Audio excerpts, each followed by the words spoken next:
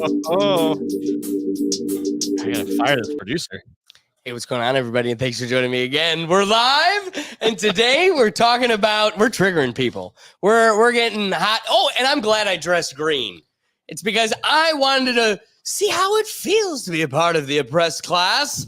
Because it's rough out here for the green folk. Starting off, we're going to be talking about how the Wicked Witch of the West Side gets triggered. And then the second topic is going to be how China breaks the Guinness World Record for the largest drone display. And then finally, we're going to wrap up the show with how local businesses are installing AI camera systems to monitor employees and customers, and how delightful this Orwellian future looks. Now, that being said, first, let me bring in the Pickle Gallery who's joining us today. We're going to start off with them. Ricky, Silent Destroyer, how you guys doing today? Doing great. How you guys doing? Amazing, bro. To the people of the world, bro. We here. We outside. That's it. We outside with pumpkins. He brought the outside inside. Now he's outside. It's the pumpkins. Yeah. Yes, sir. Yes, sir. All right. That being said, gotta kick it off with my co-host, my good friend David Cunningham. How you doing? Not doing too bad. I recently got a massage yesterday. Well, a couple days ago, actually. My masseuse. Did you see our quarterback got there? a little handsy with me. So I just told him, hey, break a leg. And that's why the Cleveland Browns are going to do a lot better the rest of the year. Well, thank you. Well, thank you. We appreciate your sacrifice. You know who's the most disappointed about our quarterback Cleveland's quarterback going down? Doug? I hear you're a big fan. I don't know who told you that one. That's a lie.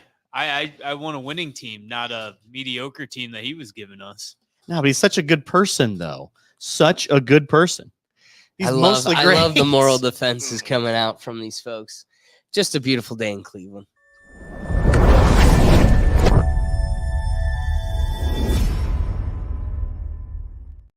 I gotta turn this TV down. This TV right next to me is super loud. All right, but today we're starting off with a hot topic, and it's because, of course, there's oppression around every corner. We're just trying to make a movie here, and all of America was getting excited for the new release of the movie Wicked coming out this week. And of course, the internet just comes out here ablazing, and I cannot believe the insensitivity. Check this out.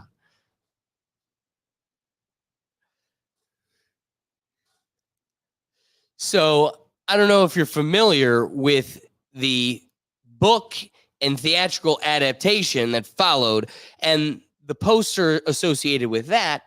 But of course, just some internet fans wanted to try to make the poster look more like, or to make, the movie poster look more like the theatrical and book poster. So here's the edit. This was a video that went viral, over 2 million likes. It got a lot of attention, and truthfully, very well done. Like, can we make an acknowledgement that this wasn't just slapped together? This is like a theatrical recreation. This is almost better than the cinematic one presented. Yeah, and I'm actually a little surprised they didn't go with that style of poster just to promote the film. You think, you want to make as many connections what people like with the property as much as possible. So I'm surprised they didn't actually do it. But it's always fun to see when someone's really highly skilled at Photoshop and just how they do it. It's one of the very few skills you get to see someone do at a high level. So it's always it's a good time. David, watch yourself. Watch your tongue. I can't believe you're even starting the dialogue that way. Thanks, Doug. You're on it right off the bat. I appreciate that you can take such a flamboyant position about how insensitive and disgusting you are. How could you say such a poster is better? So Cynthia Erivo, I mean, she's lucky this situation came about because this is the only reason I'm saying her name, but this is the lead actress playing the Wicked Witch of the West Side, and she's upset because of this adaptation, and she took it to Instagram. She says,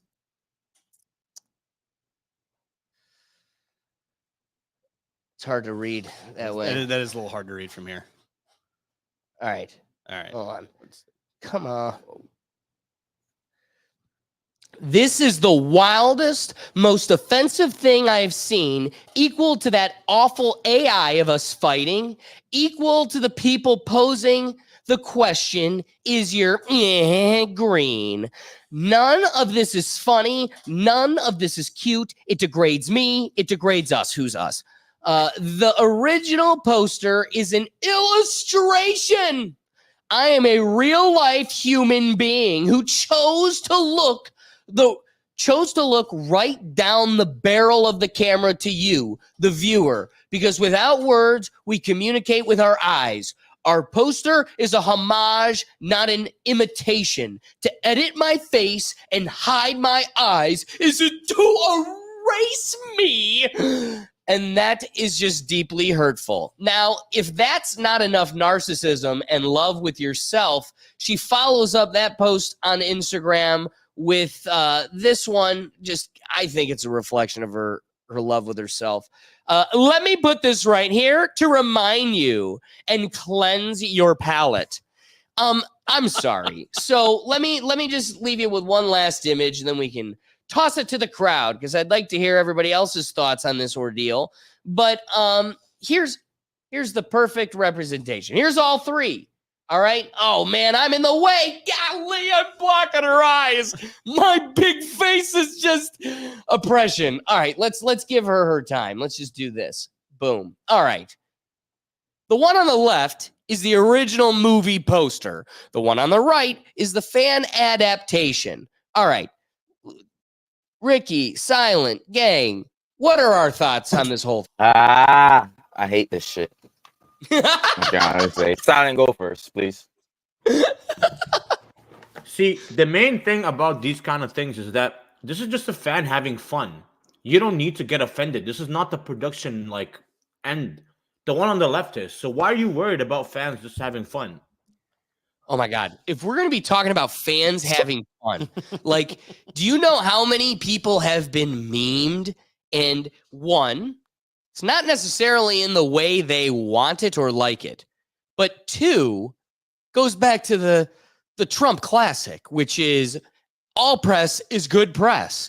So it's like anybody memeing you is probably you are now embedded in history. You will be forever referenced, maybe in a comedic fashion you don't appreciate, but even and that's being a meme. This isn't even a meme. Here's the thing. There's a cult following for something that's been around for 25, 30 years, and you're only taking the baton and furthering it. You're not an original. You're not the OG, honey baby cakes. And so there are people that will appreciate your film and your, as you would put it, artistic adaptation. But truthfully, it's an adaptation of what? An original product. So that image on the right is going to resonate with those people, whether they are, if they prefer it, maybe not, but they'll be like, oh, that's cool. That's fan art. Go to pick your favorite band, mine being 21 Pilots. You go to their concert. It's crazy. I mean, there are people with like 50 bands on their wrist just to give to strangers because that's the culture. There's a whole fan fest in creating these things. And again, it only further promotes the image, the brand, the thing you're trying to profit off of. And then I'm going to leave it with this. Damn it, it's more accurate. Yeah. The book and the theater poster have red lips. What are you? But again, go ahead, Ricky. Go ahead, please. Look, I didn't know what was going on, so I understand why he didn't want to show us before. But the fan imitation is way better. It gives more mystery. Her eyes is not telling anything. It's like it's weird. And for you, stop bringing race in everything. Everything don't have to do with your skin tone. Maybe they're just trying to just, as you said, an image. A witch is supposed to be mysterious too, right? She's supposed to be scary and spooky and kind of like in the shadow. Not seeing the eyes. Not see does the a lot eyes. more Exactly. for me. Yeah. Well, so two things. First, I want to jump on Ricky's point. I hate to do it, but truthfully, I never wanted to talk about this movie. I don't want it to get any money. I don't want it to get any attention because my family was huge in The Wizard of Oz. My sister, one of her first Halloween costumes was Dorothy. We love The Wizard of Oz. My mom and my sister bond over the theater and the book Wicked. And my mom and my sister got upset with me a month ago at the dinner table when I personally, I knew what this was all before even this event. I go, of course they had to make this a race thing. They didn't.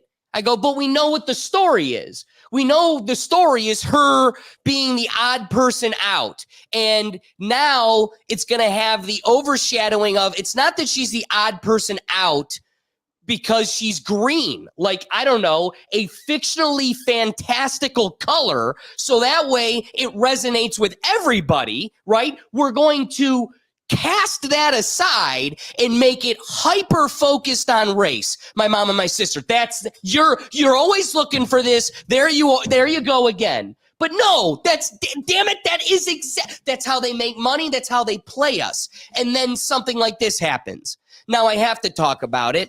Because one, you're not a victim. You're still a millionaire. I could be so much meaner.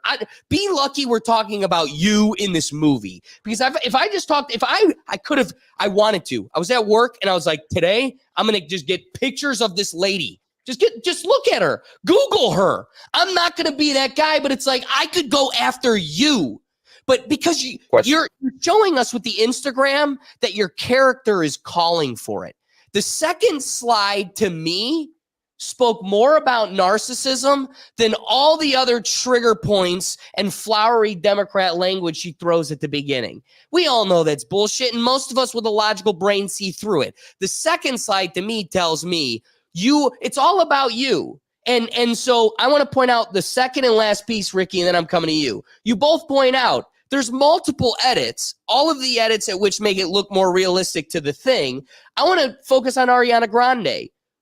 They showed us in the video as they made this edit, they cut her hand and move it up higher. Look at it, right? So in the movie poster, what was the movie poster, folks? What was their focus? Well, we want to show the dainty beauty of Ariana Grande, where we need to have the dimple. Show her little nose. You know, she didn't pay thousands of dollars for that nose job for it to be hidden behind a hand. But on the flip side, if you were to tell a secret, are you ever just like a Chinese person in a nail salon? No.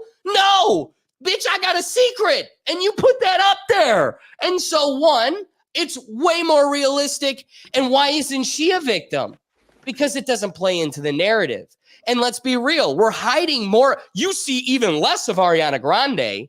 That is so far from distinguishable. You went from one of the biggest pop stars in the world to another blonde girl. So again, why isn't she posting her victimhood? And what's funny is I wanted to have the video queued, but it's too long for our attention. It's not purposeful. But there's a video of Variety interviewing Ariana Grande on the red carpet. What do you think of this? And she's like, I love her. I'm going to be doing music with her forever. And I'm upset with the AI thing too. And so she goes on a rant about AI in Hollywood. And it was like, perfect deflection. But it's not even worth our attention because I think she even knows this is BS. She can't address it. She's just straight up ignoring it. Okay, Ricky, I know you're jumping to hop in here. So go ahead. Out of the window jumping.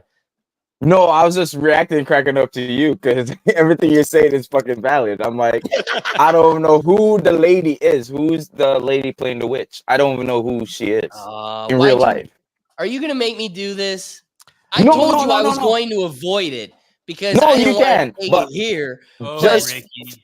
Just for the simple fact of you're making this grandstand and it's just fans. It wasn't even AI. It was someone recording themselves, fixing it, doing what they like. It's art.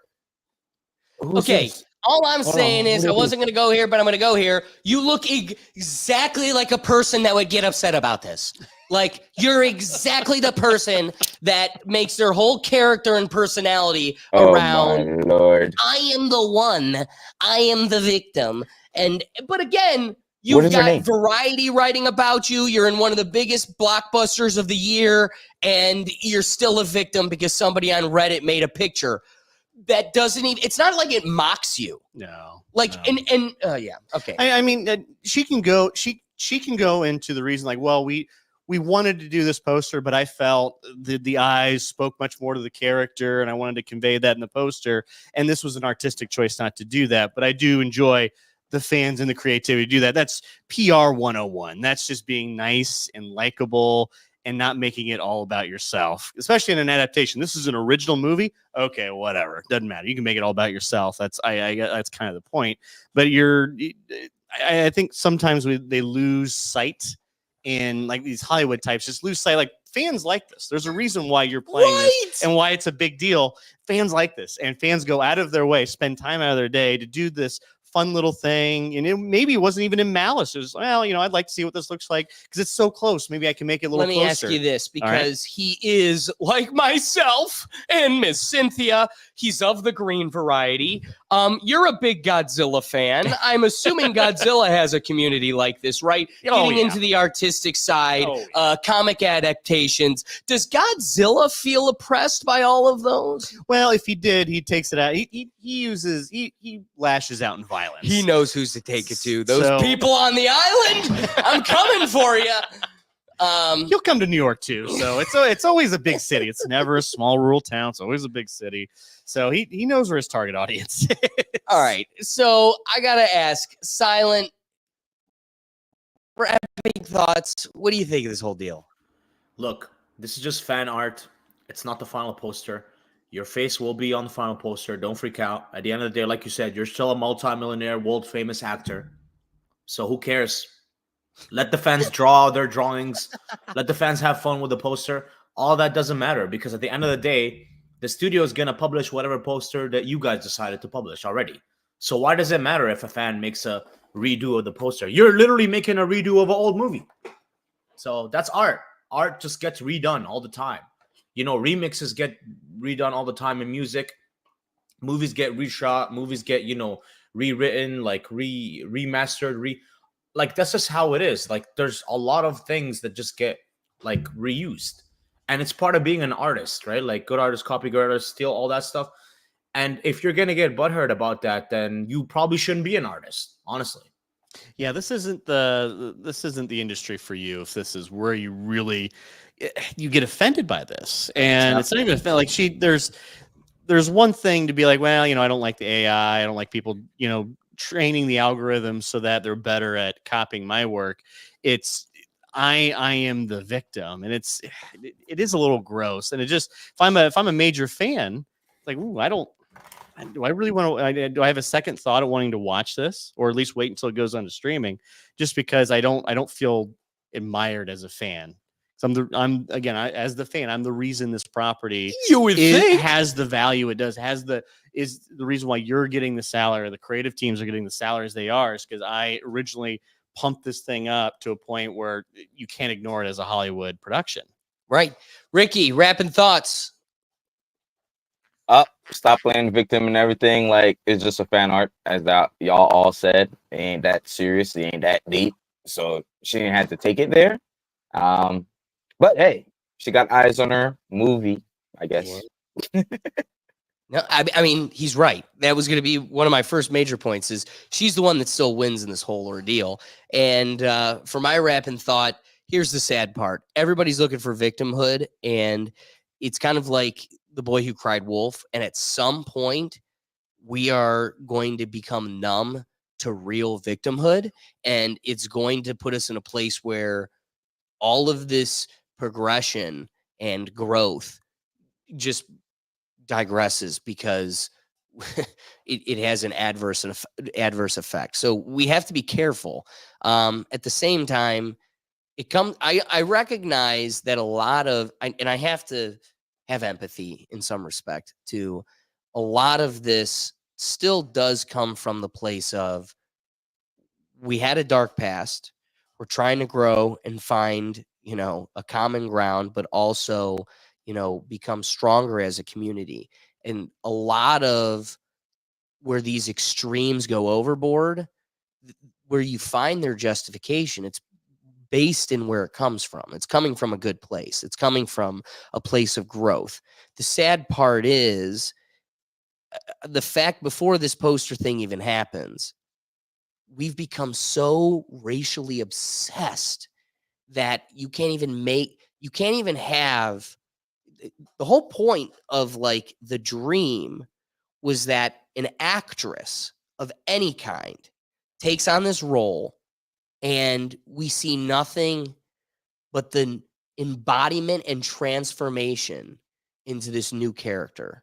The fact that this overlooming propaganda in everything from the last 10 years is so in your face, even if that wasn't the intention, there is an impossibility that it doesn't trigger that emotion and that metaphorical or it being a direct reflection of this scar that looms over us totally. Yeah. So here will be my wrapping thought. I find, like you said, most of these brands are built around the fan themselves. And this isn't just any brand. This is a multi-decade, like generational cult classic brand. The ruby red slippers. I mean, again, that red lipstick in the poster is also to be a contrast that triggers an emotion. So I wrap it with this. When fans are presented something that, maybe is unsatisfactory, like the Sonic, and they voice their opinion, we've seen in the past where correction is made. Now, here's the unfortunate thing. We know nothing's going to change. The movie comes out the day this happens. Yeah. Let's also agree there's an increased likelihood that this was the perfect marketing ploy ever, because a guy that had disdain for your movie and never wanted to talk about it made it a full 30-minute bit in his show, right? So you win. We know that you're not going to change it. We call for her lipstick to be more red. We call for, the poster to look this way. It doesn't matter, but it's got us all talking about it. So one, there's going to be no change, but take an instance like this. Was Sonic oppressed when like the fans just didn't like his face? We don't even like your face. We hate your face. It's the teeth. It's the poor teeth. It Just is. looks It so is. realistic. You know, It's the teeth. Yeah. I'm a teeth guy. I like straight, clean teeth. Could you imagine? I feel offended for Sonic. We're all talking about this guy. How could you not be subconscious about your teeth after this whole dialogue? And that's kind of it too. At what point does your dumb ass recognize you're a fictional character? And I read my thought. What are your So I can see where the parallel is, where the artistic decision to cast a black woman in this role.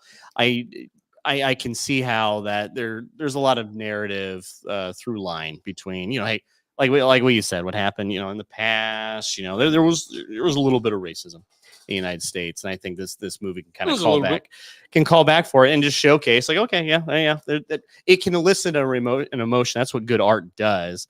True. However, this is going to be a classic scenario of separating the art from the artist. She might be great in this role. She might just knock it out of the park. This is a big girl role. This ain't no side character. You're the reason people are showing up for this movie. So again, to lash out at fans, that's not where you want to do.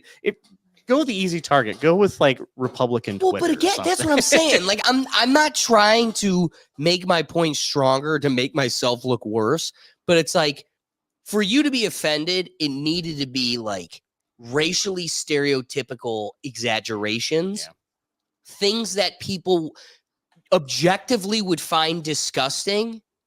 Then you're a victim. Like, we don't even need to list them. Use your imagination, because the image I showed you isn't that. Like, the thing that I showed you is not a gross exaggeration of the real thing. And so I think that's the bigger point, is this is only a subtle adaptation. The only thing that changed, and I'm getting back to the point of narcissism, is you personally have less notoriety. To me, the poster looks more like the Wicked. It looks more like a satisfactory image for the fan, but you are less of the limelight. You are less of the focus, and now you're offended. And then you get to follow it up and say, let me remind you, let me cleanse your palate. This is the real image. And I don't know, to me, that's telling. Cleanse your palate with my eyeballs. I'm looking down the barrel. This is my Foz. Looking right at you, buddy. Yeah, it's no. This is one of the segments we all agree on. Yeah, which love I it. hate so much. But you know it. What do you call it? We're right. The circle jerk. Oh, dang. Doug, any thoughts on the circle jerk? It's about to be a bigger circle, guys. Let's get 2 more hands in here. I have to definitely say she overreacted. I mean, people who do this are people who love that and want to make it look like what they loved, and yeah, way overreaction. So good old circle, everybody. All right, this next topic's a crazy one. So the Guinness World Records were broken by China for the largest drone display, well over 5,000 drones at a coordinated show. We're going to take 2 minutes here to take a look at the video, or take a look at the drone show, and have a little bit of commentary on it. You are about to witness one of the most extraordinary drone shows ever created. In Shenzhen, China, 7,598 drones lit up the night sky.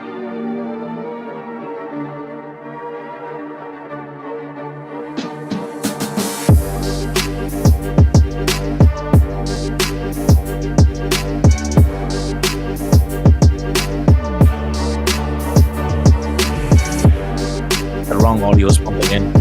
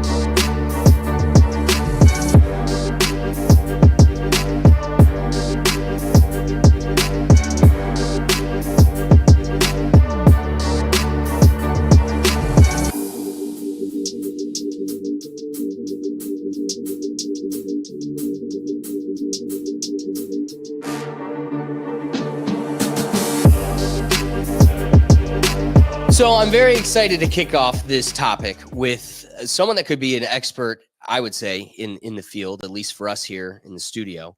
Today, we're going to be talking about drones. And we just kind of kicked the conversation off with this display in China. They had the largest display of drones, and the show itself looked pretty intense. But we also kind of chuckled before this episode. So getting to my expert, I have Michael Carlisle here from the No Sleeves Network. We're promoting the episode that we just recorded that comes out tomorrow, Wednesday morning. So be sure to check that out. And also tell them where they could check you out. NoSleevesNetwork.com. It's going to have all of our content. Also, head over to the YouTube pages, like, subscribe, share, all of that. That's super important. Working on getting up to that monetization scale. So if you guys would not mind, NoSleevesNetwork.com. Go to the YouTube and share all that stuff. And be sure to check out tomorrow's episode because it will be the most compelling to going and checking out the No Sleeves Network. You're going to fall in love, so be sure to check it out. That being said, with today's topic being drones and you having the military experience, being somebody in literally this field, what are your thoughts when you see a display like this? We kind of had the chuckle of like, but what do we have? But if you would allow me, I kind of want to open that dialogue. But what do we have? What do we have? We have a lot of things. Some of them I actually don't know that I'm allowed to talk about. Yeah, no, that's right. Keep it within where your head will not have a light on it when you're sitting on your couch. I was at one point a top secret SCI security clearance holder.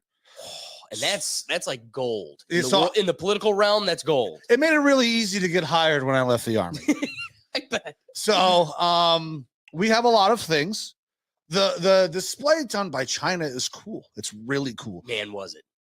But that's really all it is right now to me is cool. Like, because we can do the swarms. Drone swarms are cool. That's not what they're going to use, though. They're going to use... Now, we've seen drones scale all over the world. We're giving drones away to some places so they can crash them into Russian tanks. But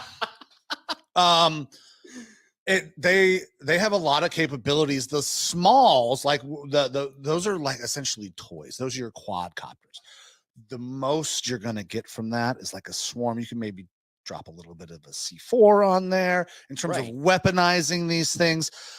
And you could control all of this from one key location. That's the terrifying part. But we've been able to do that for forever. Well, so here's the thing. Okay. You just said in our episode, so go check out Wednesday, but you made the point of how the No Sleeves Network is a welcoming network to all the perspectives, even those with the tinfoil hat.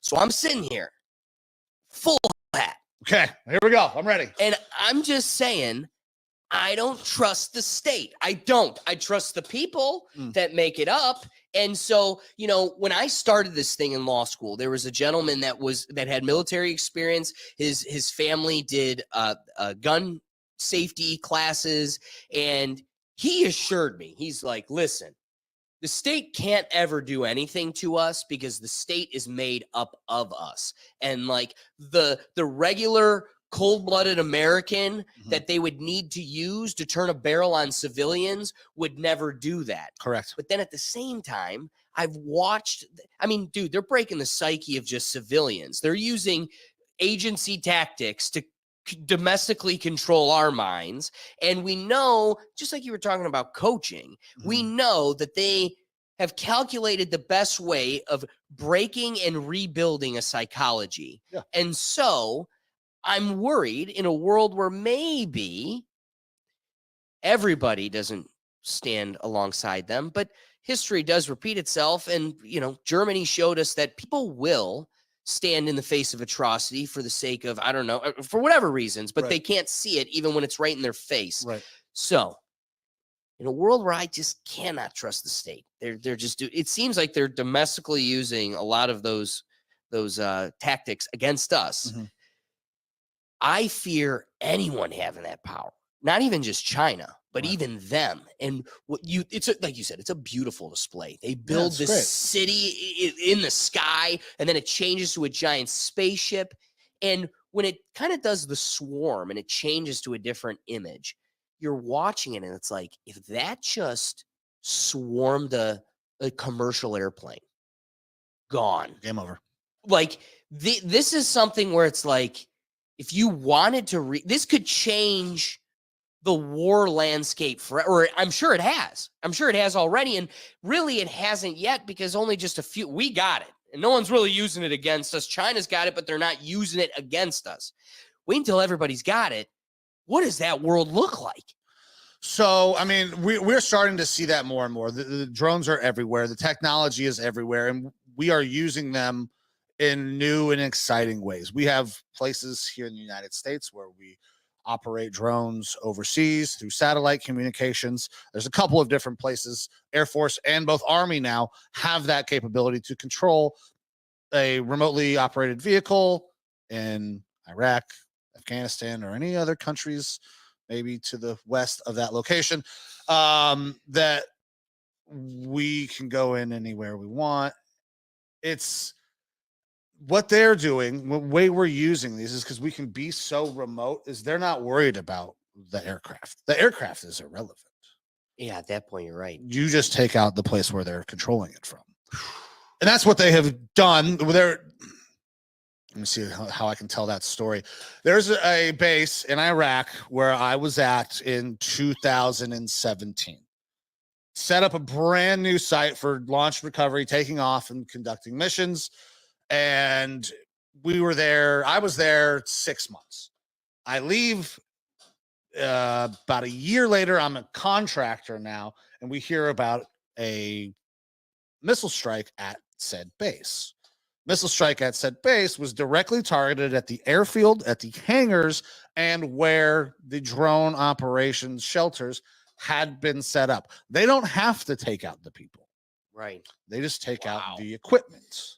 So, and drones are pretty susceptible to being targeted. They're not exactly, they don't move fast if they're in the air. And the shelters are not going anywhere once they get in the air. Right. So it kind of locks you down. So everybody having this technology, it's gonna happen. It's the things that you can do, the targeting and the packages that come along, the intelligence packages, because they're not just a plane with missiles. There's a camera, and there are other things. Thermo sensors. There are a lot of other sensors on those aircraft. So let me ask you this, that we can wrap the point out with this. People that are intimately involved with like the technology of AI, they're sounding the alarms, right? Hey, we got to be careful with this thing because if it gets out of hand or if it's already getting out of hand, we need to be careful. Or they're already saying that we're in a dangerous spot. As somebody who's kind of close to this technology, does it excite you? Does it excite you that we're going further down this road and, there's only greater utility that we'll experience? Or kind of like the creation of the atom bomb, is it kind of like we've just opened up another, god of death? I think that any time that you're talking about a super advanced technology, there's always going to be some application where it's not used well. Like, let's go back, gosh, what is it now? 35 years when the internet happened. And look at how we use the internet now compared to the way we used to use it. It is a vast technology that is sometimes used for nefarious activities.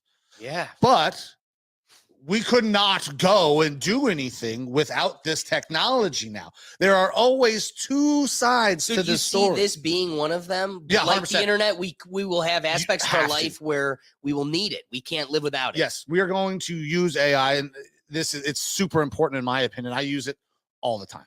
I use AI. What about drones? What about drones?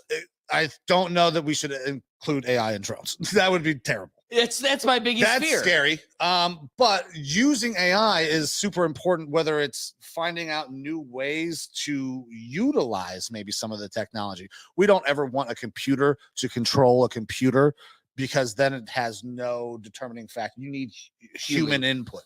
Right. And that's where we're at with the AI technology now, is it still requires human input for the most part, at least the ones that are commercially available. So it's a great thing. You should definitely look at AI, invest in AI, learn how to use AI, but there should absolutely be caps on where we're like, okay, we cannot let AI do this. I'll just go full tinfoil hat and be like, Skynet is just right around the corner. And Exactly. yeah. So And if we have all these hangars full of drones, Mhm. and then AI, not even if we insert the AI into the technology, but the AI, all like you said, it's all controlled by one computer. If that AI can get in control of that computer, well, now it's in control of all the drones. Right. So my fear is I don't see the value, the domestic value of this. I see the militaristic value of this, which preserves my domestic life. Mhm. But again, here, I like your point. You're never going to put the toothpaste back in the tube. Mhm. And so if we aren't developing militaristically down this road and we just try to stay idle because we're worried about where that leads, well, the people that we're trying to defend against won't be. They're going to be continuing to march down that Correct. road. So we need to keep up with that just to keep at pace with those that we need to defend against. I respect that. AI is a weird one because, like you said, it is presenting infinite utility, but keeping it grounded with the drones, it's difficult because its domestic use is only going to find itself in like delivery. And so Jeff Bezos again will get you that that package very quickly and expeditiously and cheaper than ever before. But that's the extent at which we'll experience it. On the flip end, yes, will it keep me and Russia and China at bay? Mhm. Potentially. But at the same time, you could see a world. We're already seeing the cameras just making sure none of the speeders are on the road. Mhm. But soon it's going to evolve to we need a wait until we have a social credit score. And those that say the words that we don't like this is George Orwell's future. Yes. Like just flooding the world with the drones is just another arm of this Orwellian future we dread and pretty much know we're going to. So you don't have any fears of this drone world we're building? No, at that point We're cooked. yeah, I mean, because there's no point in fearing it. Like we're not putting the toothpaste back in the tube. We're gonna continue on down this track. What we need to do is make sure that we try to find some sort of common ground with our fellow man, just like in the show that we just recorded, right? Like we got to know how to deal with other people, other things, and so we don't devolve this thing into how's the most effective way that I can kill you the cheapest. And like we're gonna find a way to do that. Like there's always gonna be a militaristic capability there, but I don't know that I can worry about it because it's gonna happen anyways. It's not gonna do me a damn bit of good to be like, oh God, we should stop this because AI is coming. AI is here. AI is not going to steal people's jobs, but the people who know how to use AI are going to steal people's jobs. Yes. So, like, you have to kind of get on the train. Otherwise, the motherfucker's going to run you over. I love your point because the truth is humans are resilient. So no matter what cataclysmic, future we're building, they'll survive it. We'll lose some, but some will also learn how to transcend it and survive it. So, that being said, be sure to check out the No Sleeves Network, nosleevesnetwork.com, right? NoSleevesNetwork.com. And check out our episode that comes out tomorrow, Wednesday. Let's keep the conversation going. I love how we can have, this beautiful new technology presented to us under the guise of like, look we're replacing fireworks shows. Aren't they great? This is like the coolest technology ever. And this is the coolest technology ever. I mean, that is space. That is like and the way it just comes out. But watch that fleet. What's crazy is when they turn off, right? They just disappear and then magically reappear. This, like a sharp image, is a full-blown city. It was a spaceship. I mean, if we were to be approached by UFOs, we wouldn't know what's real and what's just fake drone images anymore. And they go, look, isn't this cooler than any fireworks show you could possibly have? And it's like, totally. Oh, yeah. It totally is. But then the real question is, do you think this is really just for your entertainment? We've created a technology just for Julys and beer and grills. It's like, no, this has a real effect. And if all of those were to swarm a plane or like, this is terrifying to me. And I do find it interesting and funny that, when you press the conversation with folks and you go, hey, isn't this petrifying? They go, I'm not afraid of it because if we're screwed, there's nothing we can do about it. It's like, that doesn't make me feel better. I don't know. Ricky, start with you. What are your thoughts on this whole deal? So drones always scared me since the movie Olympus Has Fallen came, and when they attacked the president on the boat, Morgan Freeman, yeah. So when they attacked Morgan, that's when it opened my head, like, okay. And then to think of someone could just buy different parts from different sites and make their own drone just to do some trickery in America and just go do something but to the lighter side, I do like it better than fireworks. Now let's disagree. She says, give me fireworks. I'm not attending one of those shows. I do like it better than fireworks. I think I've seen all the fireworks. I'm tired of a lot of explosion. I feel like drones give a better artistic value to the sky than fucking fireworks.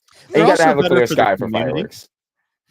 Because your neighbor down the street isn't lighting fireworks off at 4 a.m. every other day on a Tuesday. Well, that's different. Well, now see, if we're on the block and we're drinking, if we're on the block, hands of people who are going to bother you the most with them. Okay, so but the average person can't blow off fireworks in their backyard or in their cul-de-sac, and the average man wants to blow off fireworks because they can't. How about this? I think if you don't let them itch that scratch, like blow off one mortar, the last thing you want is Mr. Johnson with a fleet of 100 drones. Like, give them the one mortar. We realize after 100 years of it, the cul-de-sac has not burned down. Let him do it, because the last thing I want is all of us with fleets of drones. Drones, exactly. Silent, when you see something like this on the world stage, what are your thoughts? I honestly think it's great because it's probably going to be amazing for all the dogs that freak out during fireworks and all the people that that are vets that have PTSD from explosions and things like that. So that's the plus side of it. But obviously the downside of it is, like you said, of course these drones are not just going to be used for show. They're eventually going to be used for other things. And just like every other technological breakthrough that happens in human history, there's going to be a lot of people that are for it. There's going to be a lot of people that are against it. But eventually humans will just learn to adapt to the technology. Just like the car, people were pissed that, oh my God, the horses. And then with electricity, people were like, oh, people are going to touch the wires and die and zap. The candlelight is much better. And there's always going to be like opposition to technology that changes humanity. Whether it's changing humanity for the better or for the worse, I don't think it really matters, as long as us humans eventually adapt to it. And that's really what matters, I think. Well, and I guess an adaptation to such a thing would be like EMPs, but then I'm reading about how strong the anti-EMP technology in these things can be, and it just snowballs.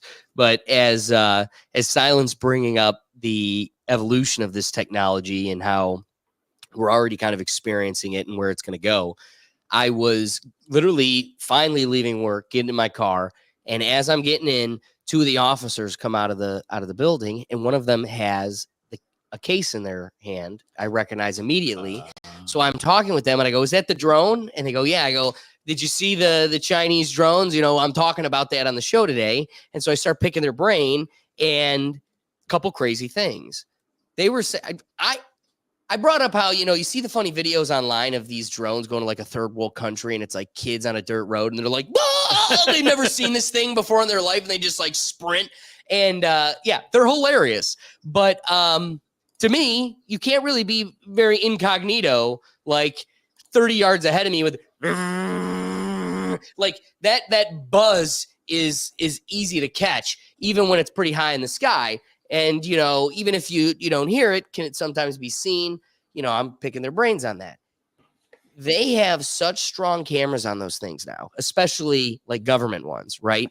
That they can be like 9 blocks away 9 blocks away, and you won't even see or hear them. The zoom and camera technology is so strong. They can have thermo technology on that, so they can literally see you like through the building. Yeah. One of the cool stories they told me about was how one of the guys that had a warrant that they were trying to get that was on the run posted a picture on his social media of him at like a cookout in someone's backyard.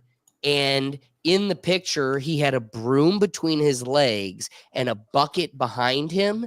And they were able to go to the yard. And even though the party was over, they were able to get an image of the exact broom and bucket in the same location. And that was able to get them the warrant to go in the house to get him. So, one, crazy how far they could go with this technology. Another element they were kind of filling me in on is, and our force will be one of the first in Ohio. Will be the first in the state to get it and one of the first in the country. It's like a beta program where they're getting like this large super drone that is going to go on top of the fire department, and it'll be AI flown. The dispatch can trigger it and deploy it from dispatch, and it will go to wherever they're, and that's just the beginning. I looked at them exactly as I did Michael Carlisle, who has the expert background in this. And I go, okay, I'm just saying, I know I'm not supposed to be this guy, but I don't trust any of them.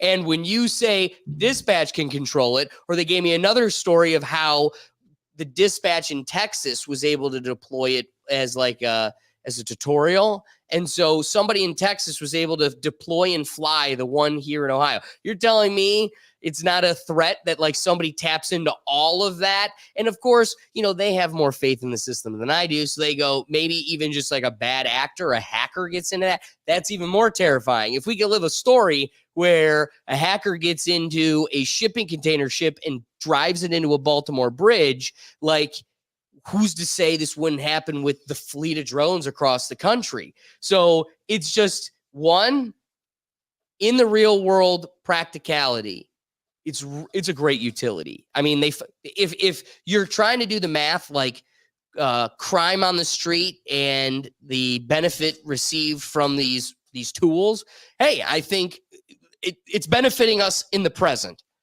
But man, if that gets in the hand of the bad actors, and if you notice, all these experts you talk to, the second you start admitting like what happens when you insert AI into the whole dialogue, that changes everything. And it's like, whoa, now we're in a whole different world. And what I just say, we're in the beta program of this new cool AI. Oh, and one of the other ones, they can do little mini drones, so they don't have to go into the building with and have an officer clear it. They can have a little mini drone go in, and now they can have these little small drones that AI pick up on a specific officer. It could be like the captain of the troop that's going into a building or on a mission or something, and it will follow that one officer. And I was like, they could distinguish then between that person and all the uniform. Yep. So again, cool utility, awesome technology. Scary part is, where does it lead? And it inevitably leads to exactly where our imagination goes. Yeah, I'm less worried about the government having them. I'm worried about just it. bad actors. Yeah, just bad. Like insurance companies is the first thing that come to my mind. Oh, they fly really? a drone over your house. It doesn't look like the greatest roof in the world. Insurance premiums. There are go a up. few stories about that too. Yeah, you're Really? you're going around. Oh yeah, they'll Yeah. check like heat signatures. There's all sorts of things you can, as an insurance company, can do. Just you don't have to disclose it, and just like, well, based on if it's a commonality amongst that area, rates go up because every house has this, and it's a factor. Tree branches, you park your car in your driveway. all of a sudden they take a look, that tree branch doesn't look too terribly good. And that's all AI. That's not just that wouldn't be just somebody going out there and doing it individually. That's where you have computers just do the work for you, just like algorithms that flag and promote, videos based on, it just seemed like randomness, but it's all depending on, you have to have some of these things, like you have to have the algorithms that are going to hurt you open source. You have to understand what the rules of the game are and how I don't get dinged because it stormed one day and a tree's just a little bit lower than it should be according to my insurance company. That's where I really fear it. And then you start going into like social credit scores. That's my fear. You start going into certain areas where you're just being watched all the time from afar. If you can hear a drone, it's either too late or it's not there for you. That's, we've seen this. We've seen this with the military. Once you see the drone, whatever it was doing, already did it. You're right. If I live to tell the tale, or if I'm not specifically targeted, I can see them. That's fine. When they don't want to be seen, they're very good about not being seen. That's the scariest part. And I think in one of our reactions episodes, I think it was our technology episode, we did a drone that had a flamethrower on it. Yeah. And it was able to just like go flying into the trees and go after a bee's nest. It's like, and that's just, again, the rudimentary technology. But there's also drones on the internet with like guns under, like people That's did their exactly homemade. So Well, that's what I was getting to. Like, hey, scary Those out aren't here. quite as effective as you would think. It's like there's a reason why the military has like really big drones that put guns on them, because the guns when they fire off, they recoil back. You're not putting like a DJI Phantom 5 or whatever and putting a handgun on there. You'll just screw it up. It doesn't quite work that way. But on a much bigger drone, when it's designed to shoot guns, they'll make a purpose for that. Well, and to piggyback off of that, I saw a video just like a day ago of a revolver type cycle under the drone that had little mini missile cartridges. And as long as it was like 2.5 inches in diameter, it would rotate, drop, rotate, drop, rotate, drop. And then the drone could go dock and pick up a new one and take off again. And again, I want to remind like the scary element of those drones where it could make this huge bright swarm and the lights turn off, and wherever those lights turn off for the sake of the art, where those lights, they disappear. It's like they don't even, they go transparent. It's crazy. They're there and they still disappear. Yes. That's what's even worse about it. And again, especially on the balance of like when they are lit up and then they go dark, like your eye is even having a harder time picking it up. Wouldn't shock me if there's like the ones there's like crowd control, just have a bunch of strobing lights you can't see. Look at this one while the other one's over around here. Or even what we're seeing with the Ukrainian conflict is they strap like bombs on them and just drop them. Well, and what's funny is before the show, you were talking about your experience. You went to one of these shows, or you drone show. Yeah, they're dope as hell, and you're so cool. And it was one of the interesting parts is how you were saying you saw such a small show compared to the size of this, 5,700. Oh, this Chinese thing would have blown my mind. I wouldn't shut up about it for months, and I barely shut up. Do you know what was it like? Probably a couple hundred. So I saw it like a halftime, like a football game. I bet it was probably 1,000. If I were to guess, maybe even a little bit less than 1,000. But it was just doing like just 2D shapes. But there is a dimensionality to it. It's like they were showing a cube and it's moving around. Like, oh no, that's so cool. They're showing just like buildings of the area, stars. Like it wasn't anything crazy. But just to see it for like the first time, once you always remember your first drone show because they're just so neat in person. It's just a shame that they will eventually be used to spy on you and me for a social take out like course. Loads of humans. Like it's a total shame. Yeah, but that's the reason why I brought it up. Is like we're talking about the vastness of 7,500 drones and like the spectacle of it all, and man, it was awesome. But even just a couple hundred could do so much damage. And it's scary to think that, one, it's a good thing. We are one of the only ones that have it. And those the majority of those that do have it are either not going to use them on us or we gave it to them. And the scary part, like I had mentioned earlier, is what it'll look like when everybody has it. And it's kind of like the atom bomb. Hopefully you get to a point where everybody has it so we don't use it against ourselves.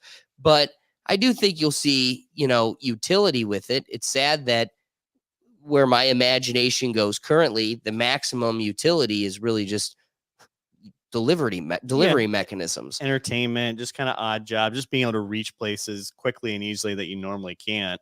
But I think that to your point too, the other issue is even if you could get rid of one or two, it becomes a numbers game. 500,000, a community or even like a city can't get rid of all of them. It will devastate places, and you can pump those suckers out more than you can maintain. You can fortify areas, but it's and if 7,000 of those can be manned and transported and controlled fairly by easily. One central computer, it's you don't need to have a fleet, an army of 7,000 people. You can make these at mass cost and then deploy really just one person to manage and control this. That being said, Silent, wrapping thoughts. Can't hear you, my friend. Yeah. Thank you. Yep. I think as scary as it is with these drones, eventually they're gonna become normalized, just like cars did, just like electricity did, all of that stuff, and it's just gonna be part of like everyday life. And as you guys said previously, like the toothpaste is out of the tube, so you can't really contain them and put it back in. And they're probably already working on all sorts of different versions and all sorts of different applications, because there's just some things that these drones can do way better than any human can. And that's just the fact. No, I totally agree. Ricky, wrapping thoughts. What do you think of this whole mess? To David's point, I love a good drone show. Every year I see a good drone show. It's great. Once again, I like it. But if it gets in the wrong hands, if this is some mass destruction, drones can really do some damages if it's in the wrong hands. So let's just hope, keep PG-13 minds. It's just for our entertainment. It's just for entertainment. It's just for entertainment. That's what I said every episode of Black Mirror. And it just seemed to be every birthday I was opening up a whole new season of Black Mirror in my life, because that's the road we're marching down. I'm petrified. I've seen this story play out too many times, but I'm going to sit back and enjoy the Guinness World Record show and have a good time. David, what are your wrapping thoughts? No, I'm kind of like with Mr. Sleeveless here.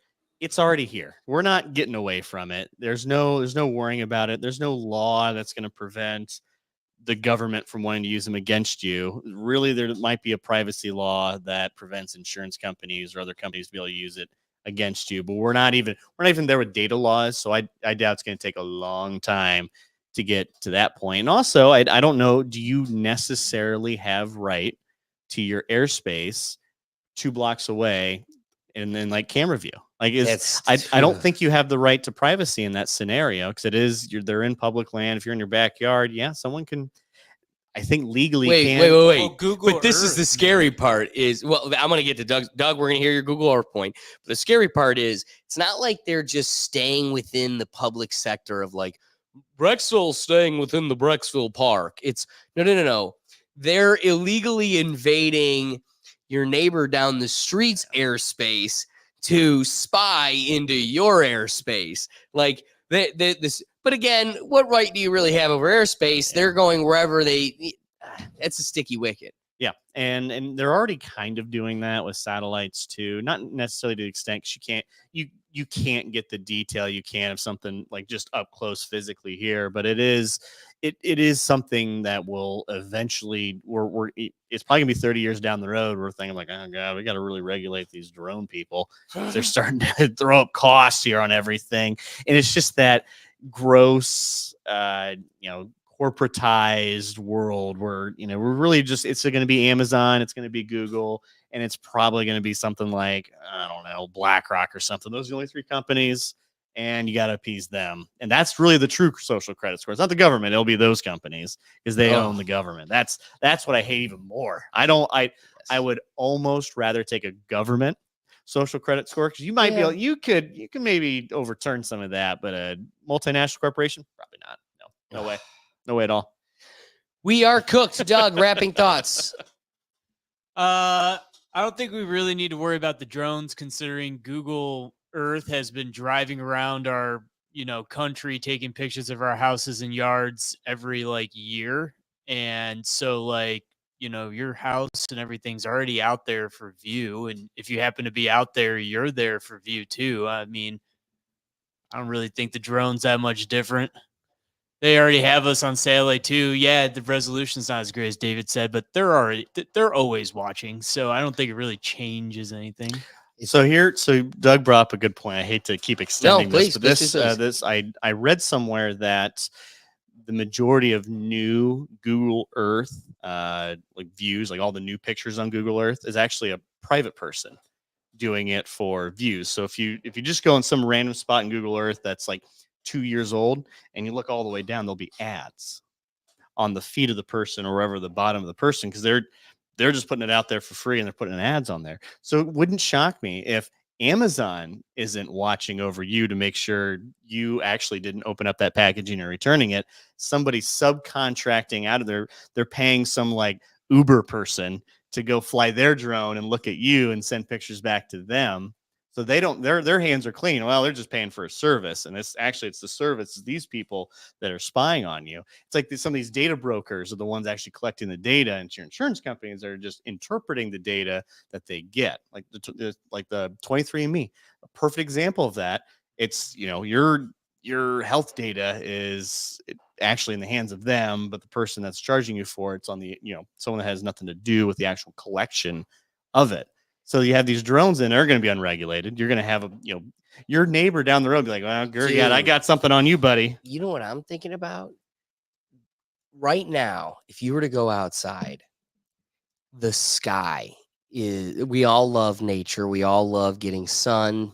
When somebody starts acting a quack, you say, go outside and touch grass, right? Why? Because there's a medicinal element. It's part of our existence, our nature. Right now, if you were to go outside, you look up in the sky, you see clouds, you might see the sun, you might see the moon. You might get cold, brisk air, you might get a warming chill. But you might even have the sun reflecting off your skin and you're getting a little bit warm. But all of those aesthetics, none of which are ruined by commercial planes.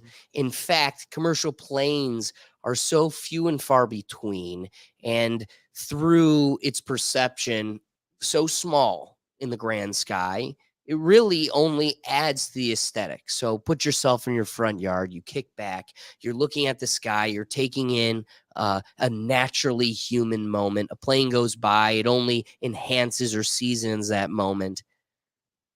That will be a moment of the past. And we will forget what it's like to see a naked, bare sky. You're going to look up and see little freaking metal flies everywhere. And that's just going to be, remember when you drop down in, Loot Lakes and they've got the loot bots flying in the sky? That's what it's going to be. You're just going to look up and it's just going to be drones flying around. Mrs. Johnson's getting her Amazon package, and that one's making sure I don't say retard. I don't know. Or one might be even worse. You're picture this. You're living just south of downtown. Doesn't matter where. You're happy with your house. You got a little bit of backyard. Your life's looking good for you. All of a sudden, the city decides, all right, we got to have an airspace for all these drones to go through, almost like a drone highway. And guess what? Your house just happens to be all right, well, they're going to sue us the least. So now your house. The poorest community. And that's the highway. You're just going to see the drone highway. Every time you look up, it's like, oh my God, I got 50 of these coming through every time. Yeah, I'm sitting here bummed that my sky is going to be black peppered with drones. But there will be folks that are the highway, either for the return or departure of this like just like factory airspace of oh, over, wow. you know, like when you're coming to land for the airports. It's gonna be like Finding Nemo with the turtles, just like, when do I hop out, dude? Yeah. Like that's it, just this giant flood of drones. Yeah, I can't wait for the future. Doug, wrapping thoughts. Already gave mine. Oh, good. I So triggered this whole other conversation. yeah, thanks for that. We just wanted to land this plane. All right, it's a perfect transition, keeping the AI dialogue moving. So AI is working its way into small business, and local businesses are installing AI camera systems to monitor employees and customers. This is a bit scary. No wonder Elon Musk gave this video an exclamation mark. This is footage from a coffee shop using AI to monitor its employees. The blue text with white letters indicates each employee, and the number shows how many cups of coffee they've made. You can see that an employee named Anna is working diligently, making a total of 20 cups. Meanwhile, Olga is hiding in the corner, slacking off, and has only made 3 cups. All of this is tracked by the AI, which then reports the findings to the boss. In Amazon warehouses, similar technology is used to monitor employees.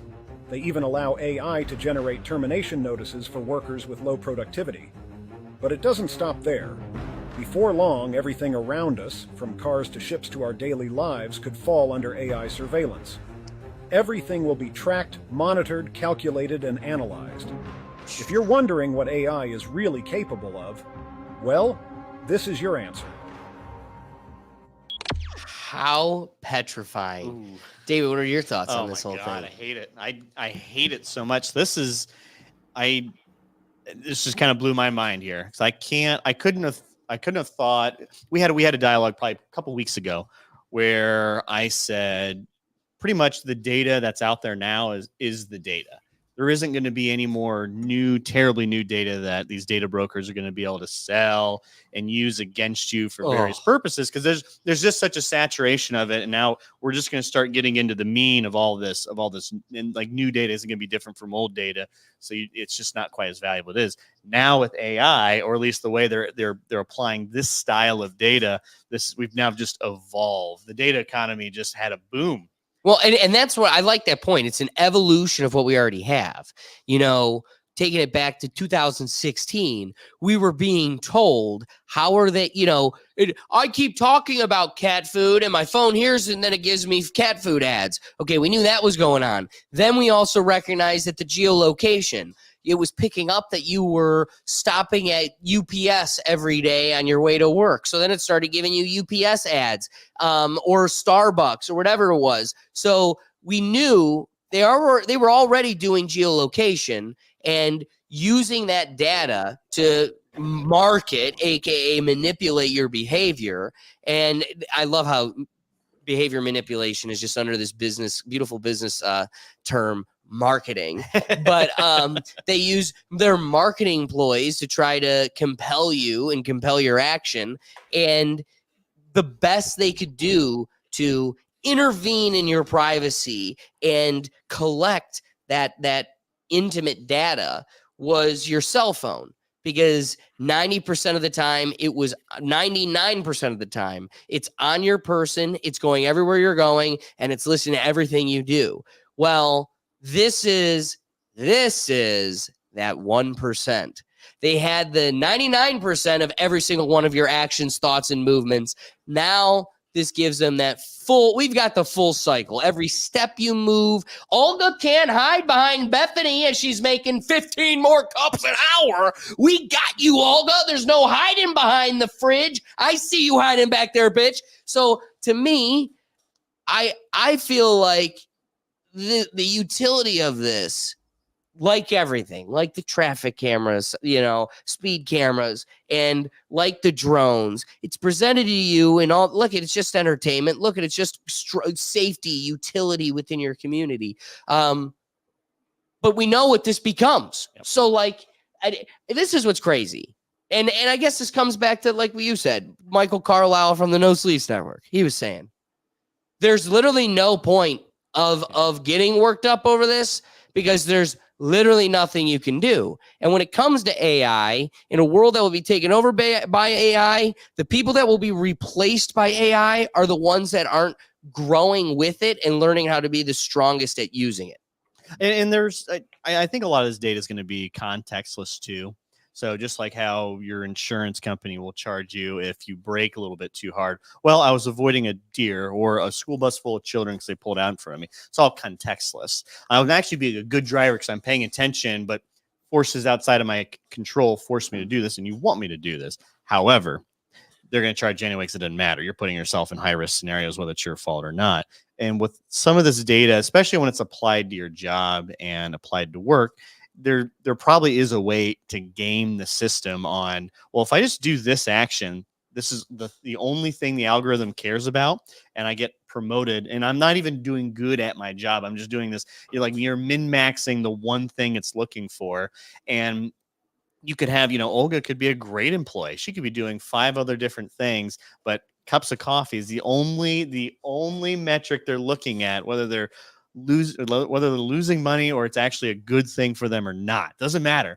That's the only metric I'm going to look at. Because a lot of these managerial types and a lot of this executive MBA types just are just looking to maximize the bottom dollar and then get out right before the ship sinks. So we're going to see a bunch of people getting laid off. So why'd you get laid off? Well, the algorithm just didn't favor my working style. And do we see a just like a pocket of recessions around areas that promote this, because they're not quite refined in such a way to actually be able to inject context and understanding of what makes you valuable as an employee. It's not necessarily the widgets you move. It's, how you work with the team, how things operate when you're not there versus when you are. That isn't necessarily measured by 1010 or just like number go up mentality. I can appreciate that. Silent, what are your thoughts on this whole ordeal? I think micromanaging your employees is probably one of the worst things you can do as a business owner, because we all know in reality, business dynamics change every single day. Heck, in some places like a coffee shop, every single minute or every single 5 minutes or 10 minutes. And it's going to be different kind of treatments or speeds or techniques to serve the customer, because each customer is different, right? Like, there's someone to come in might want just the black coffee, and then there's someone that comes in that might want the coffee that has 12 different things in it, So I think from a business perspective, a lot of this is probably pitched as a efficiency thing or a way to cut costs, but in reality is all of these companies that are selling you these cameras are just making profit off of you when you really don't need any of this technology. Because if you sit down and just watch your employees for an hour, maybe you can kind of identify all of that throughout the day. And at the end of the day, there's things like, the sales, and there's solid numbers that you already have to run as a business owner. You don't really necessarily need all of this extra equipment to actually track and know that, oh yeah, Becky makes 20 cups and Sarah makes 10 or whatever. So true. So true. Because if you're actually running your business properly, you really don't need any of this stuff. And we all know, as part of running a business, well, some people might not know if you went to business school like I did, that micromanaging people is probably one of the worst things you can do as a business, especially in places like restaurants or customer service based jobs, where it's probably better to just watch from afar and then give feedback later on once the shift is over or once the person has already dealt with the customer. I love that point. Ricky, what do you make of this whole deal? Man, Silent hit the nail on the coffin. Yeah. So he said exactly, which is right. You can't micromanage your workers, because if you're paranoid of spilling a coffee or something and the AI pick it up, you just can't overmanage your workers. You have to let there be some type of freedom within the boundaries of the work. But AI has always, for the longest couple of years, for the longest, been in cameras. For example, stadiums, NBA stadiums, NFL stadiums, they have face tracking. They've been before we spoke about it earlier this year, True. they been Right. could find track people in the stadium. So I'm pretty sure they're watching their employees, making sure no one is letting no one through the back, where you go, how long you've been there. Oh, Amazon warehouse been had tracking devices that see your route on the floor. So it's been implemented. But over micromanaging your workers, like the video is just saying, like, oh, she made 0 and she made 13. It will never work out. Maybe she's over there. They had a discussion and they broke down the work, so everybody's free flowing and she just knocking the 13 out. She got a flick of the wrist on barista stuff. So, but yeah, that's it. the flick of the wrist. Lick Hey. the wrist. Yeah, right. I like a lot of the points raised here because one, like Silent said, micromanaging is the worst form of management. Here's what I've noticed as somebody in charge of an office. It doesn't benefit the productivity of the office when particular employees start hyper focusing on what other employees are doing. Like, here's the deal. Take those numbers.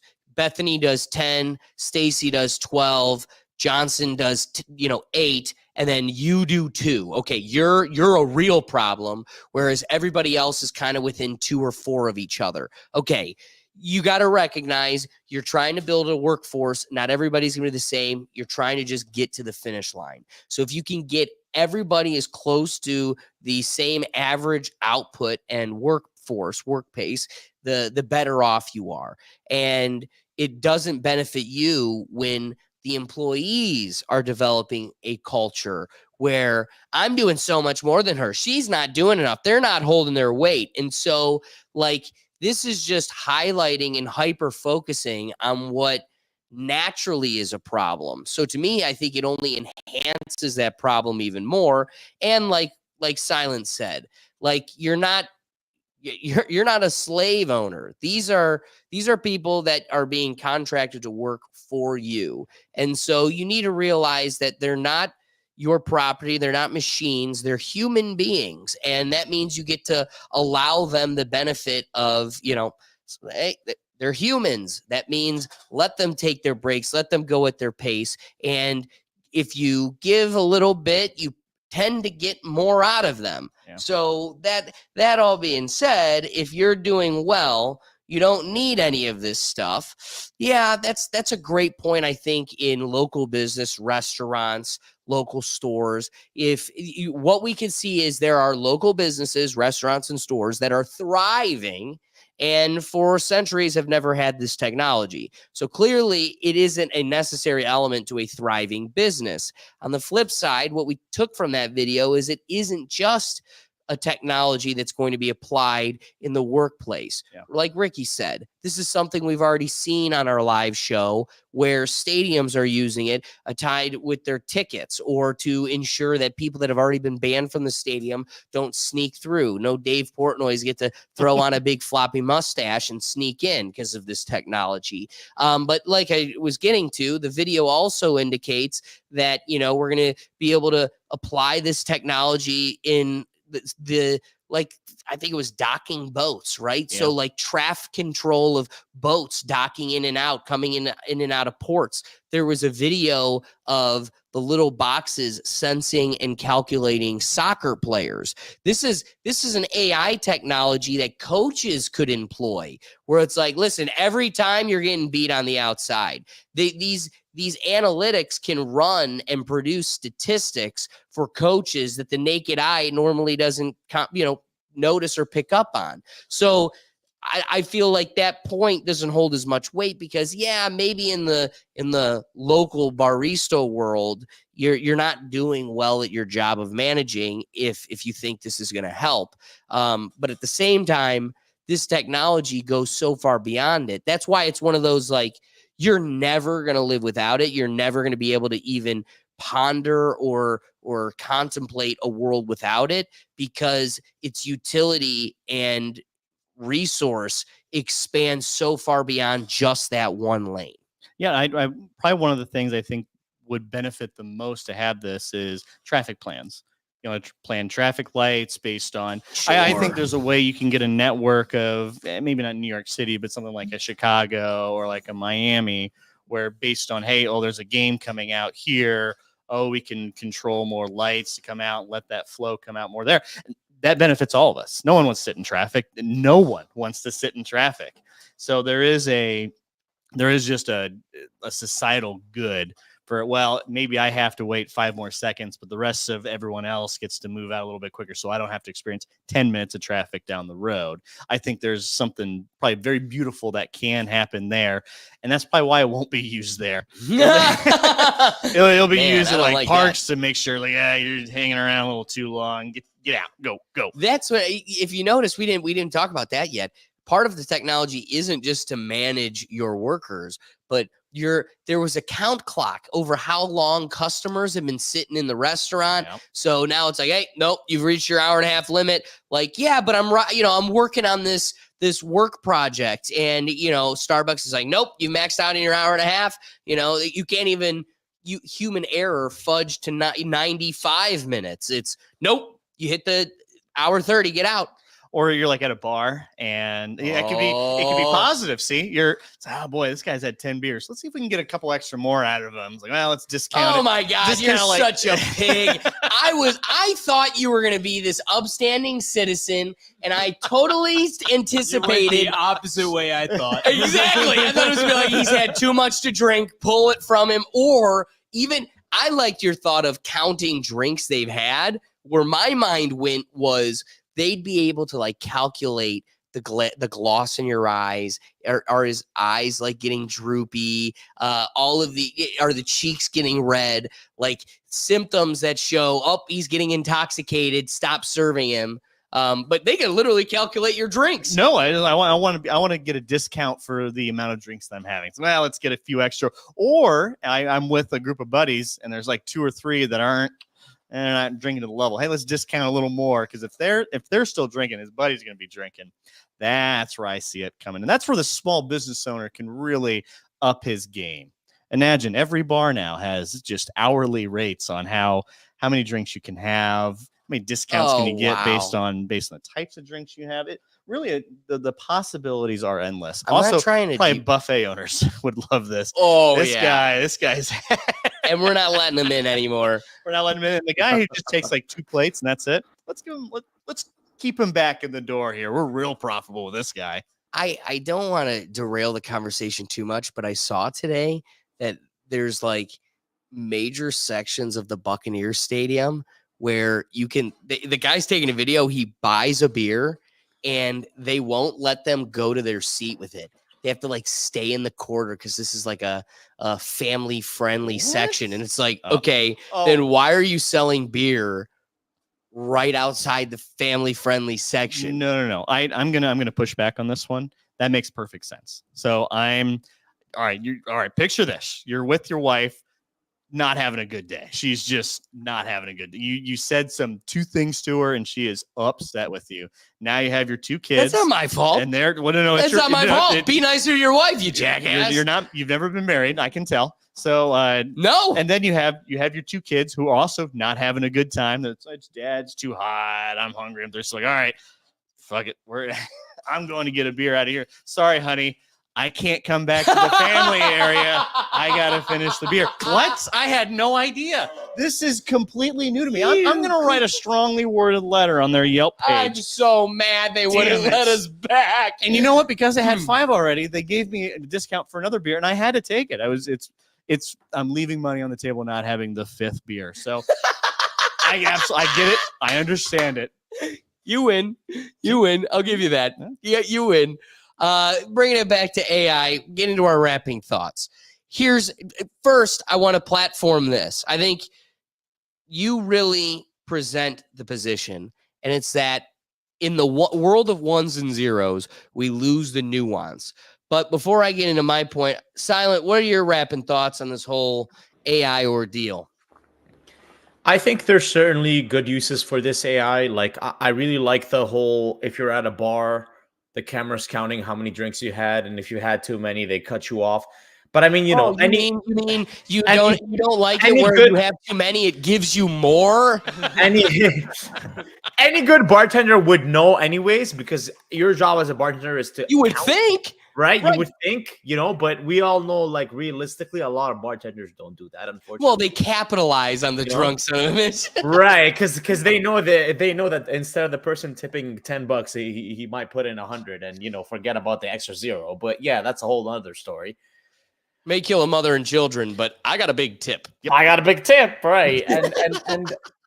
And that's the thing, right? Like, there's definitely the use cases for this. Don't get me wrong, there definitely is, but at the same time, as I said before, like, yeah, micromanaging people is not the way to run a business. It's really not. It's been proven. Like, there's been scientific studies done about it all, and there's been a lot of people that have experienced workplaces where they were getting paid tremendous amounts of money, but because they were being micromanaged, they just quit. And they said no amount of money is worth this much scrutiny and this much micromanagement. So I think at the end of the day, it's up to the business owner to kind of realize that, hey, what kind of business do I want to run? Do I want to run like a nice, friendly, kind of more human environment, or do I just want slaves and robots that are the most efficient and the best and that are being tracked every single second, and I'm extracting every single cent and dollar value out of them while they're here?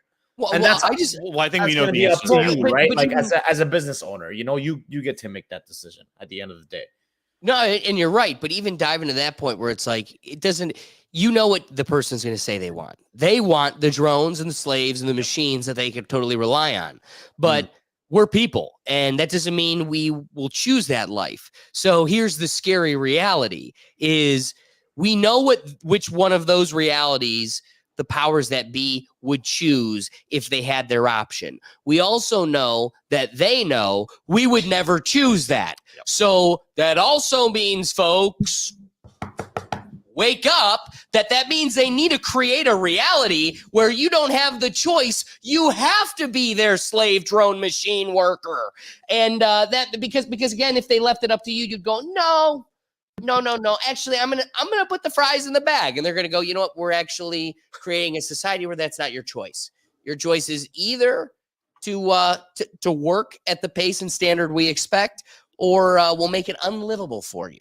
Ricky, what are your rapping thoughts? So I don't feel like any workplace should micromanage, but in certain work environment, like arenas and stuff like that, AI tracking is great. Like the girl that got kidnapped in the Maverick Stadium, AI helped with that with the tracking software of their camera. wow. Like there's a certain aspect, there's good, but as society, we never stop when we're just good. We always just keep going, and Yeah. it's just it's gonna spill over from the workspace to everyday lifestyle where y'all talk about social credit score. AI is gonna be tracking all that. It ain't gonna be drones and it's gonna be cameras everywhere, and it's gonna be controlled by AI and by demand. So it's just a little trickle effect, as Alex always says. Just you just keep going down. You just give a little, they take a lot. So we're already down there. There's no turning back. We just have to adjust progress accordingly and hope for the best, honestly. It's a true point. So my wrapping thought is going to be one, highlighting Silence Point in the sake of being a manager. If you want to have any sense of morality, but also get the most productivity out of your people when you're still treating them like people and not slaves, you would not want this type of management style. Even more so where we see all of this increased utility, all the statistics and data that we can take from this, and it would only enhance technology and our information lexicon. I totally agree. But as David emphasizes, with this technology, you lose context. You lose that nuance that makes the human experience worth living, what it is. So it's scary that we're going to, where the ones and zeros give us all of this knowledge and utility, there's also a lot of gray that's lost. A lot of and it's in the gray and the mystic, the creative, imaginative. That's life. Like that. Notice AI. That's the one piece they can't recreate. I've worked with AI quite a bit the last year, using it to help make images and come up with ideas and write narratives on my behalf.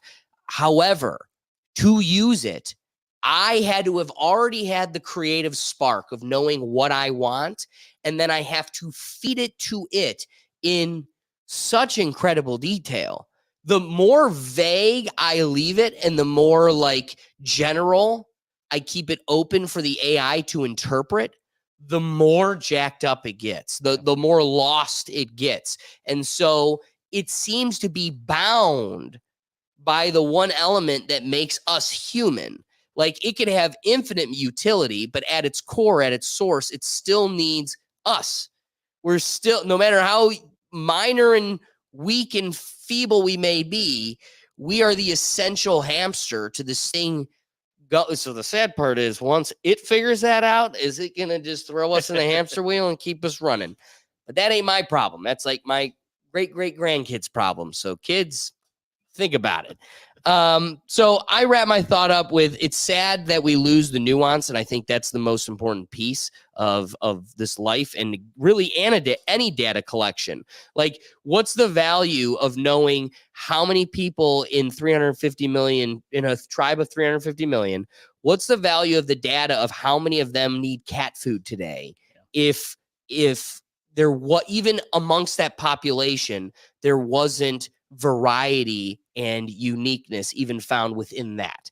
So I don't know. I think that's what, even at the root of their data, at the root of its value, it's us, and that may be used against us, but at the time being, just enjoy the ride. And like Michael Carlisle from the No Sleeves Network said, and be sure to check out our episode coming out tomorrow morning. But like he said, this is not going away, and you will best serve your life, your existence, your experience here if you ride the wave and go with it, versus you falling by the wayside and being dominated by it.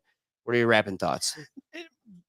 I think policy is going to be an interesting road to go down once a lot of this becomes ubiquitous within your normal, your mid-tier companies are using some sort of AI programs to be able to see how productive you are in the workspace, especially with cameras. Because I think there's a little bit of that with, like, well, this guy sent this many emails, received this many emails, all that stuff.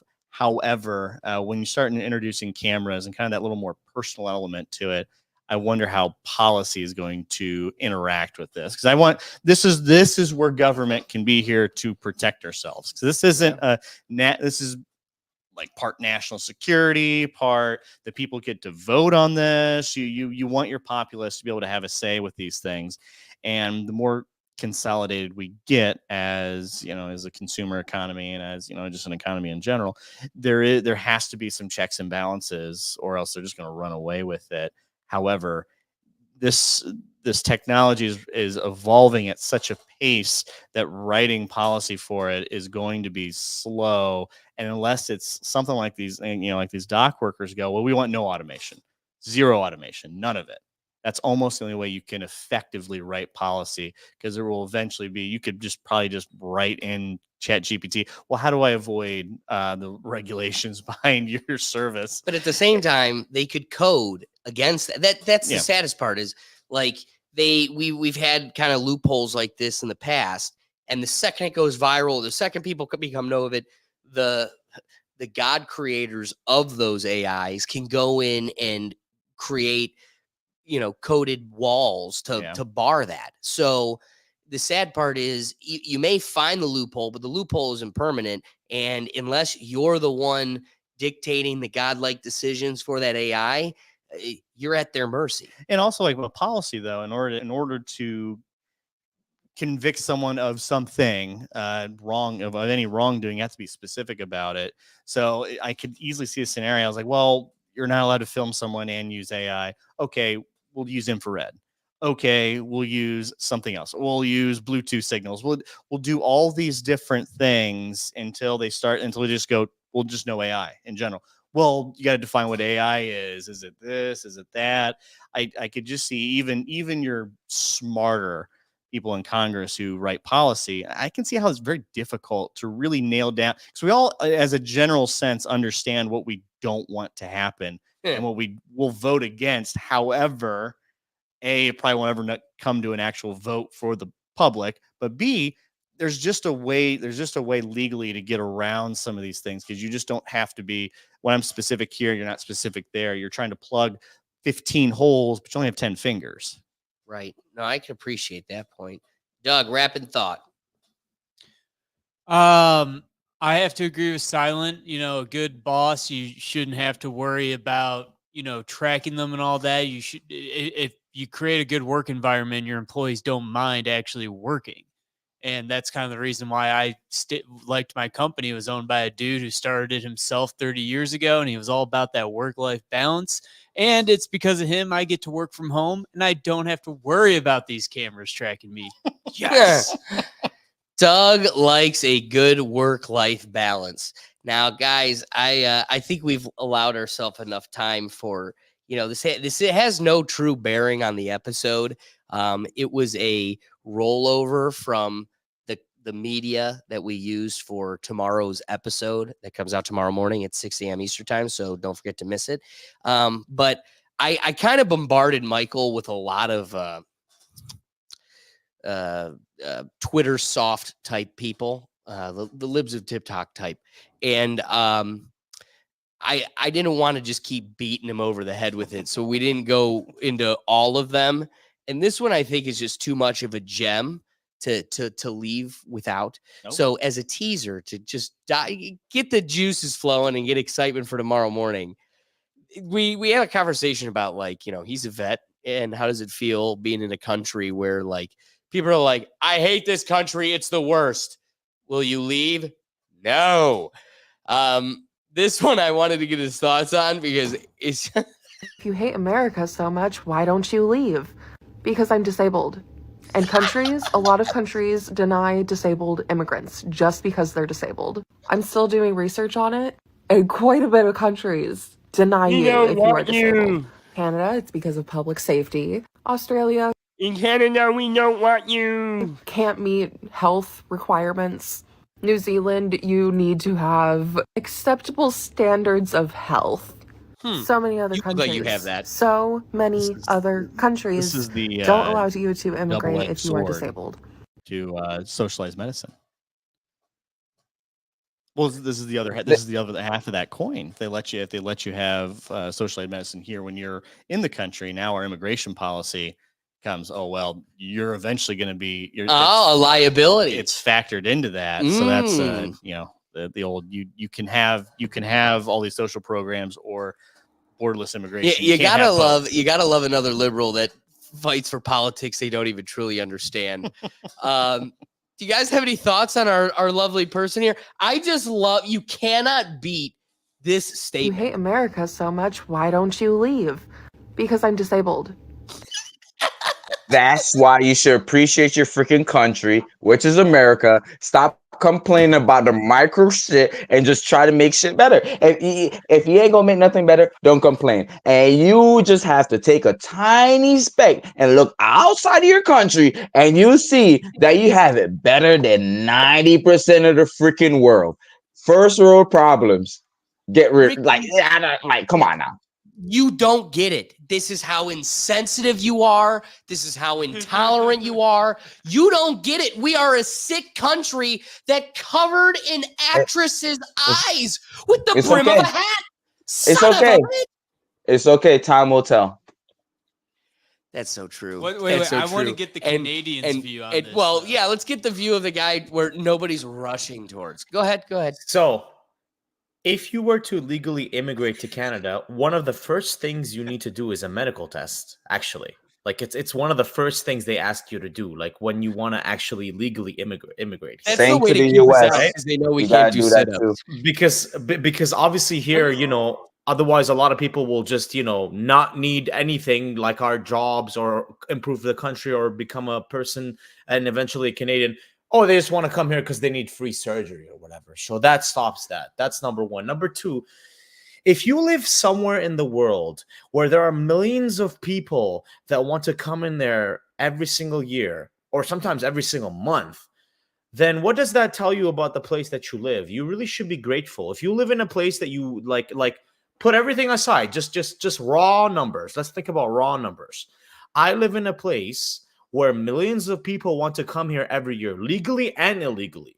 So what does that tell me about the place I live in? Maybe that it's a very good place compared to the rest of the world. Maybe, I don't know. Not sure.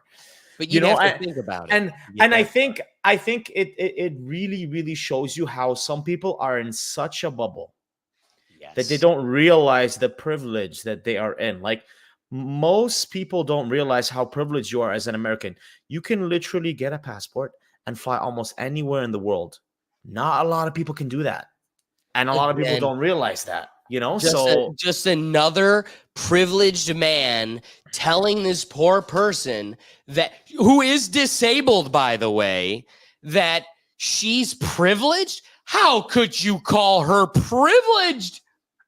But why does she want to leave America? Why does she? That's what I'm wondering. Does she explain? Yeah, I don't think she explains it. Does she? She probably doesn't. Well, because we could probably guess. It's because my political cult tells me to. Yeah. I haven't thought that far to know why. And if you were to ask me why, I'd short circuit and get angry. But I know I died. Trump. That's it. They'll just they'll throw names, not ideologies. It's it'll be a very simplified version. I am confident though. She wears a Waltz camo hat, though, a Harris Waltz camo hat. I think she strikes me as one of the folks. As long as it's mossy oak, it's probably not too bad. I got to tell you, this week, most of the time I eat McDonald's like curled up in a corner in shame. It was so nice being able to eat McDonald's for a cause. Like, I'm going and getting. I made What's the cause? Chief the blue people were telling us that, of course, they're going on a McDonald's boycott, and McDonald's is going to see the lowest numbers they've ever seen. That's a joke. But I don't know if you saw, they have the new chicken Big Mac. It's literally 2 giant chicken nuggets. It's all right. It's pretty poppin', because what you need to do is get the Chief Big Mac, which is the chicken and the beef. You get a beef Big Mac and a chicken Big Mac.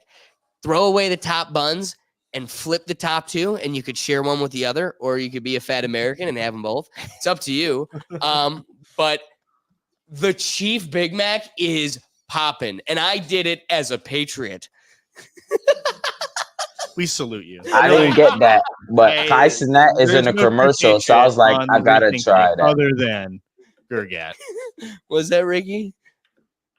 I was saying Kai Cenat is in the commercial advertising that chicken Big Mac. I was like, yo, they got my dog up there. I gotta go, sample that. That's one. right. That's right. I'm a McChicken guy. That was John Cena on Kai's stream. They had the Chief Big Mac, and I was so disappointed last episode before the Indians were knocked out of the run for the World Series. I thought, what better way to cheer on the Indians than a Chief Big Mac? And David got McDonald's and told none of us. He just showed up with McDonald's like 20 minutes before we started. I was like, if I knew, I would have paid for your food, got us all Big Macs, and we all would have been living large. So instead, the biggest and I still would have felt fat then. I didn't get the shame of feeling fat today because I did it as an American, as a cold-blooded American, and it tasted great. All right. That being said, guys, we appreciate you giving us your time. Ricky, tell them where they can find you. Oh, to the people of the world, man, we outside just another day to be a great day. Hey, we out here. Just another day to be anywhere, everywhere. Silent, tell them where they can find you. Kick.com/Silent Destroyer. We're live every single day, baby. Let's get it. Love it, love it, love it. Guys, we go live every Tuesday at 7 p.m., so we appreciate everybody that dove into the comments and added a little dynamic to the conversation here. We also do our live shows on Sundays, but Doug and I have been dragged to the Browns games. I was last weekend, this weekend. Doug's going. We're just suffering in the factory of sadness.